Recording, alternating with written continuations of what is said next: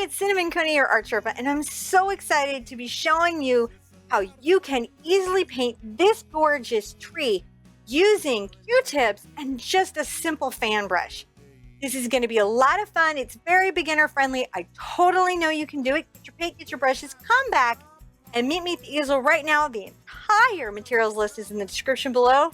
We're going to make this tree together. All right, let's look at our materials that we're going to be doing on today's project. I have a 9x12 canvas panel. This is pre-gessoed, ready to paint. You don't need to do another thing to it. Yes, you could use canvas, and yes, you could use paper for acrylic painting. I have all my colors laid out here. I have my Quinacridone Magenta, Titanium White, Ultramarine Blue. This very dark color is actually Dioxazine Purple. I have more Quinacridone. I have Naphthol Red, and then I have Cadmium Yellow Hue. And then I have Mars Black. Actually, no, this is Carbon Black. Definitely check the description below for all the details on all the things that I'm using today. I'm going to start out with my number 26 brush, and I'm going to go ahead and load it with some white. You can see that I'm flipping it, and that's going to just really help the paint get into this so that it's got a lot of paint in the belly. And then I'm going to come over and get just a little bit, just a little, of this ultramarine blue. Now, all my brush strokes are going to be kind of coming from the upper right down towards the lower left, and I'm going to be just brushing these that direction. Just happily brushing that direction. You need more paint, you're going to come, you're going to flip and load, get a little more, flip and load. So the flip really helps put paint into the brush and is going to help you guys get the most out of your brush stroke. More on here, very loosely mixed, which means I'm just letting it be on the brush as it is. Just beautiful color. Now, as I come down, I'm going to rinse out. And in this case, I'll get myself another exact same size brush. You can easily rinse out at the sink, clean it. I'm going to load up with some of my pink and my white. And I'm going to come this way and blend these two together like this. Just brushing up. A little too much water, you just brush it out. Just along you go. Nice, gentle. Beautiful color. Use a little more white into this. So I'm just going to come through with my white. And just brushing it. You can see where these two are both wet. They blend into each other very well. You can always wipe off on a towel.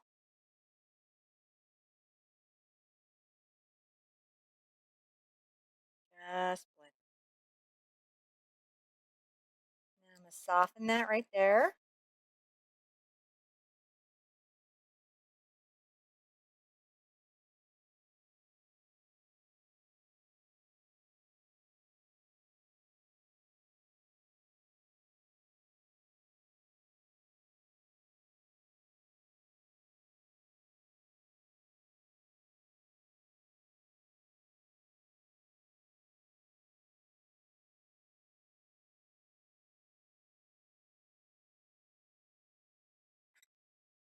Now, before your paint is dry, interestingly enough, you can take a round pouncer sponge and you can come and get just a little bit of your white paint that's still out here right on to the sponge. If you need a little bit more white, you go right there, and you're going to use this to help you create your round circle. So it's a lot easier. You can also just freehand your circle, but I find these round pouncer sponges are super helpful in making sure your circle's around. Start laying in that moon. Be sure and rinse out that sponge right away so the acrylic paint doesn't dry on it. And let's go ahead and dry our canvas. When your canvas is completely dry, you can take a little bit of kids chalk to help you lay this in. But keep in mind, even though I'm going to show you how to draw it in, that the traceable, that's the image you can transfer on your canvas, is in the description below, and it's absolutely not cheating to trace. We have to be able to know how to do that as artists. But I'm going to show you how you can draw it in. So I'm going to come right here, and I'm going to want a floating island. So I'm going to make a little line that goes straight across, and this is going to be the basis of my floating island. I want to make sure that I've got room for a waterfall, and I know that I've got a tree that I want to circle or hug the moon. So I may go ahead and draw myself out some little branchy, kind of leafy finger shapes that come here and help remind me that I am trying to circle my moon with my tree. There we go. And I want my tree to be like a weird shape. So, embrace the inner tree. You can easily erase like with your fingers. And I'm going to bring this up and make sure that I remind myself that this is curving so I can see my trunk. I can now make my ground sort of uneven and weird. And remind yourself it's going to hang down. And that's going to give me something to throw the waterfall off of. Once I have that sketched in, I can take my Q-tips and start laying in my really fun, cool tree. I'm going to be starting with my purple.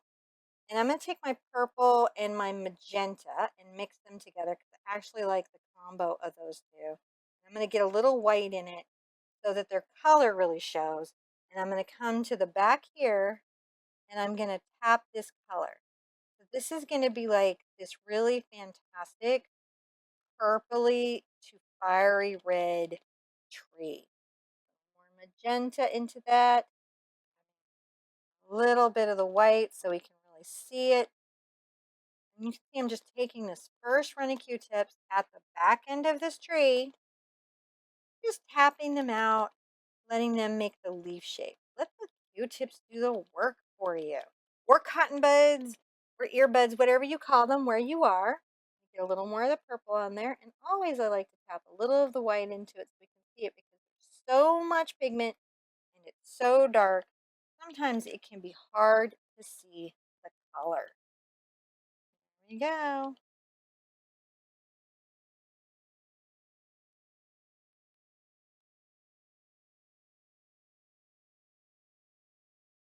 When I have about this much of it done in purple, I'm going to put this to the side. I'm going to get clean Q-tips. And I'm going to start getting right into my magenta with just a little bit of my white. And this is going to make a nice little bridge between colors so that as I start to warm up the tree, I'm not going to have to worry about the purple and the yellow making a gray. You can do this in any colors that you like though.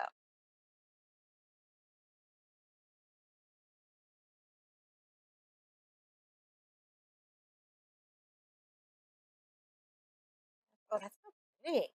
I love that so much.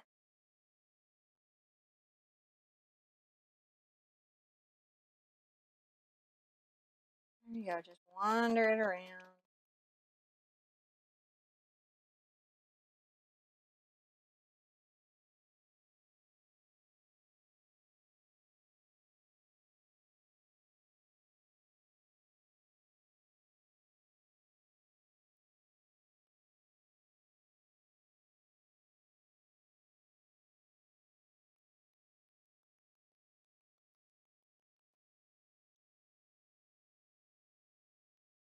All right, here we go. We're getting right back into it. Now, as you're going, you can go ahead and start picking up some of this beautiful red and mixing it with the magenta and blending this in.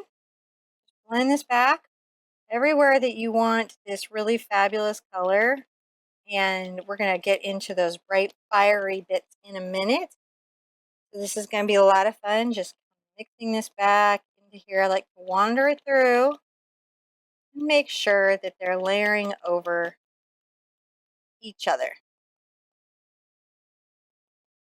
Now I'm going to put these Q-tips down. I'm going to pick up another bundle of 3, and then I'm going to be right into, I'm still going to get a little of my magenta into there, but now I'm going to start getting into the yellow. I'm going to start working this wonderful warmth through the piece, all with the red and the yellow, and that's going to just really start to warm it up and take it into that fall space that, but like a fantasy fall, which I think is going to be really fun.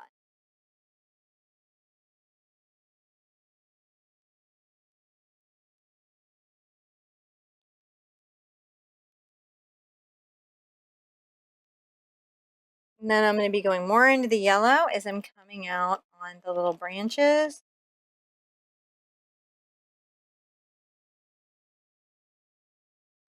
I'm going to do the same right here. I'm going to go right into the magenta yellow, working that back where I had the pink. And as I'm coming out,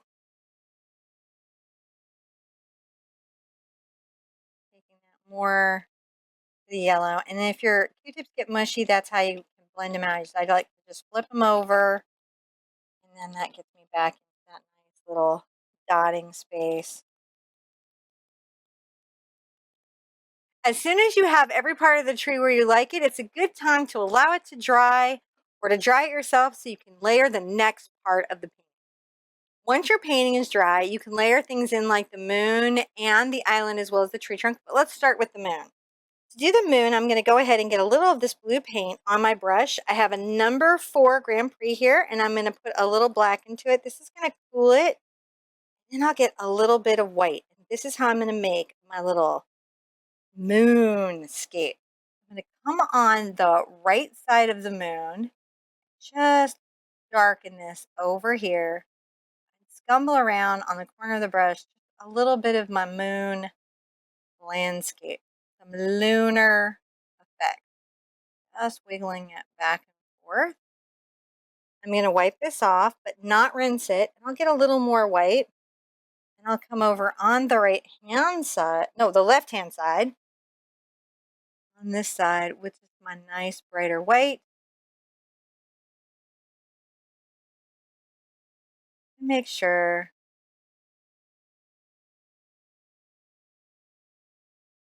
that my lunar landscape has some shading. I can come back into my color here and add a little personality to the surface.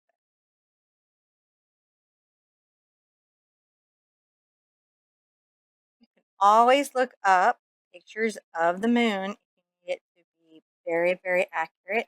This is just an artistic representation of one of our very favorite celestial bodies. I'm going to rinse out my brush and show you how you can put in the island and the trunk. So to do that, I'm going to use a nice number 4 round. This is just a nice round brush, and I'm going to load up on my black paint. I'm going to come here and just start to paint the bumpily landscape that's going to be this floating island. From here, you can definitely take the top of this landscape and pull it down. I'm going to just paint about an inch of it all in black, covering everything as best I can. Now on these 2 tapers, I'm going to make sure that they taper out. And how I get the bottom effect is at first, I'm going to just stroke down with my brush and let the landscape be very uneven and broken at the bottom of the floating island. I'm just using the tip of the brush, and you can see that there's little bits of land, little bits of roots, different things hanging down. You want to make sure that they're uneven and it looks rough, like a bit of land just floated free. There we go. Always add a little more hanging off the edge there.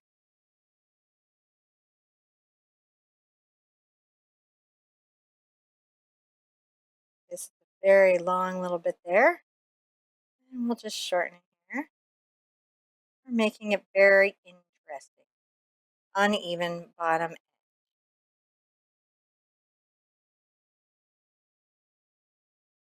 You can also add some little bits of grass, just creating some personality to the top of the landscape. It's nice to work just the tip of the brush. Make sure your grass points sometimes to the left, sometimes to the right, and is very unruly. It just grows where it wants to, willy-nilly, as grass is inclined to do. Little plants, little hardy fellows that have made a life on a floating rock. Now I'm going to roll my brush out, load up the tip, and I'm going to make the trunk of my tree. My tree is going to be thicker at the bottom and get thinner at the top. So to do that, I definitely lighten the pressure of my line if I need the branch to get thinner.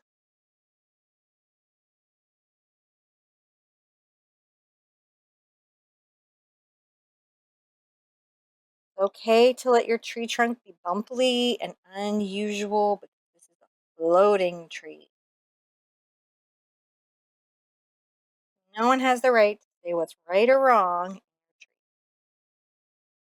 Here,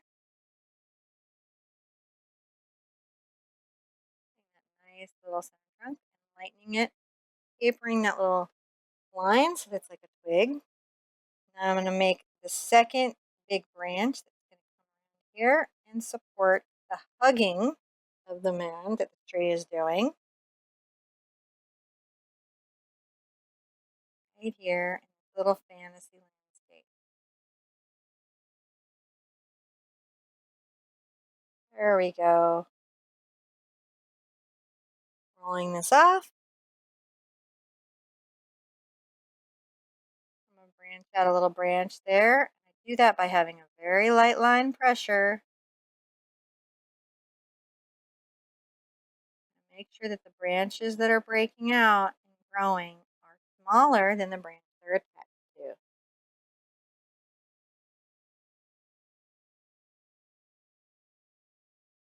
There you go. Just breathe.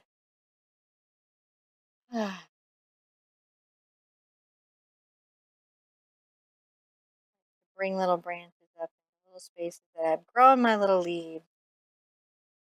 That's how I make my trees. Very twiggly. Twiggly upper tree.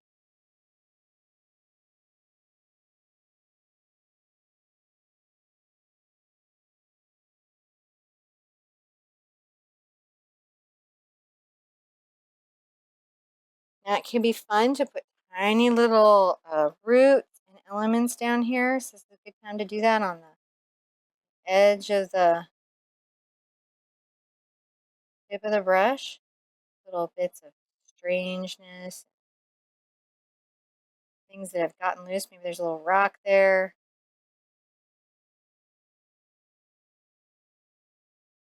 Go ahead and give this a little personality that's uniquely yours. A little dirt or land caught there. Just root it up. When you have the roots and the landscape, everything where you like it, it's time once again to go ahead and give your painting a dry so you can finish with the waterfall using the easy fan brush technique. Once everything in the painting is dry, go ahead and grab your background brush again and load it up with your ultramarine paint and a little bit like a scotch of your purple, almost on a double load there. See how I'm like got both the blue and the purple. Come to the top of the painting underneath the tree and I'm going to stroke over and I'm going to pull some of this color down. You won't really see it until I get down over the pink area, but it's there on the black and you want to be moving this quickly enough so that if you come down with your fan brush, there's still a lot of this wet to be working with. I'm going to go ahead and take this right off the canvas to imply that this beautiful, magical healing pool is falling down on people below. Now I'm going to take my number 4 fan and I'm going to load it up with white. This is just a little fan brush. You can find fan brushes all around. And I'm going to come here. I'm going to just stroke out the wet right and just pull this down through the paint, allowing the wet paint underneath to show through. That was a lot of fun. But now it's time to sign the painting so everybody knows that you made it. Get your signature brush, which is just a small detail brush. I'm going to go ahead and get this a little bit wet. And I think for this part of the painting, I might get a little bit of my blue paint and my white paint to make that signature. And I might turn the piece on the side so I can sign somewhere fun, like along the fall. You can sign anywhere you want. wherever makes you feel good in your piece. Oh, it's so beautiful. I hope you had a really great time creating this whimsical tree. Remember to be good to yourself, be good to each other, and I want to see you at the easel really soon. Bye-bye.